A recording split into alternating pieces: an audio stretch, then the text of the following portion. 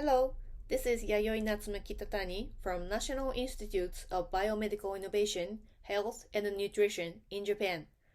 The title of my presentation is Data-Driven Patient Stratification and Drug Target Discovery by Detecting Paired Item Sets from Medical Information and Omics Data. One of the biggest problems in current drug discovery is the high failure rate in phase 2 clinical trials, as shown in the figure on the left side. The major cause of this failure is that no significant efficacy was observed.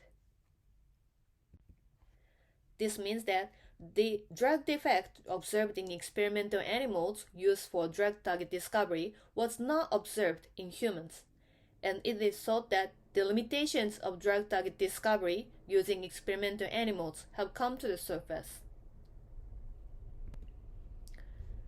With this background, we have come up with an idea that it would be possible to improve the failure rate in phase 2 clinical trials by searching for drug targets using human data.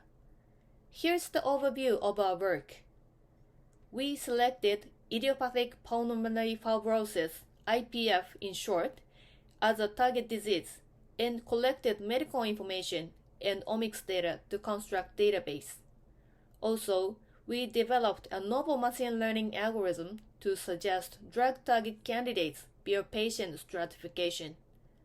Finally, we found drug target candidates with this database and analytical technique. IPF is a chronic, progressive, intractable respiratory disease that is included in idiopathic interstitial pneumonias, IIP. IPF has a very poor prognosis with a mean survival of 3 to 5 years after diagnosis and a survival of less than 2 months after acute exacerbation.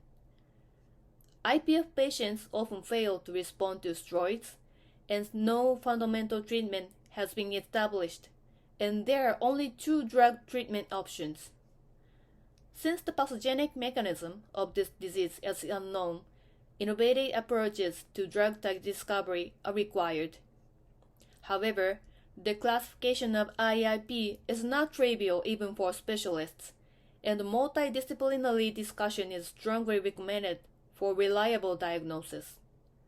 In addition, patients diagnosed with IPF do not have uniform characteristics, and there are individual differences in the response to the drugs and the severity of side effects. Therefore, stratification of patients according to the type of IPF would be effective in optimizing treatment strategies and finding clues for the development of new drugs. So, we aim to identify IPF patients in a data-driven way with our clinical information database, and to stratify IPF patients further for drug target discovery. Here's the statistics of the data we collected. The number of samples is 602.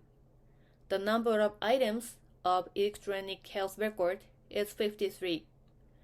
Number of items of blood test is 171. The number of items of CT image reading report is 6,282. We obtained serum samples from the same patients, extracted exosomes, and performed proteome analysis. We identified and quantified exosomal proteins by DIA methods, and finally detected over 2,000 kinds of proteins.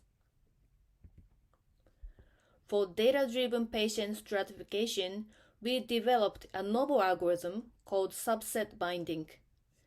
Subset binding outputs patient stratification rules.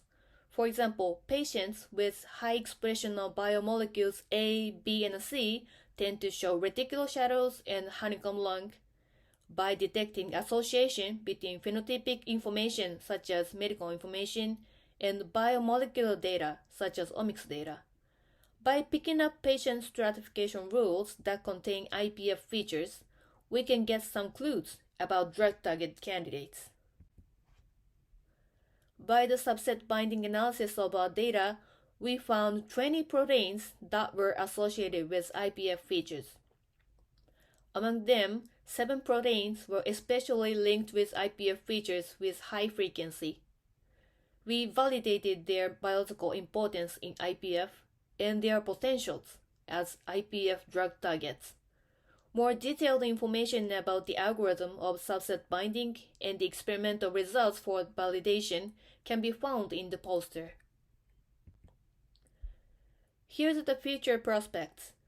We have developed a workflow for drug target discovery from clinical information, and we believe that the scheme can be applied to any diseases. We are planning to further expand the target diseases. The preprint of this research is available online. Thank you.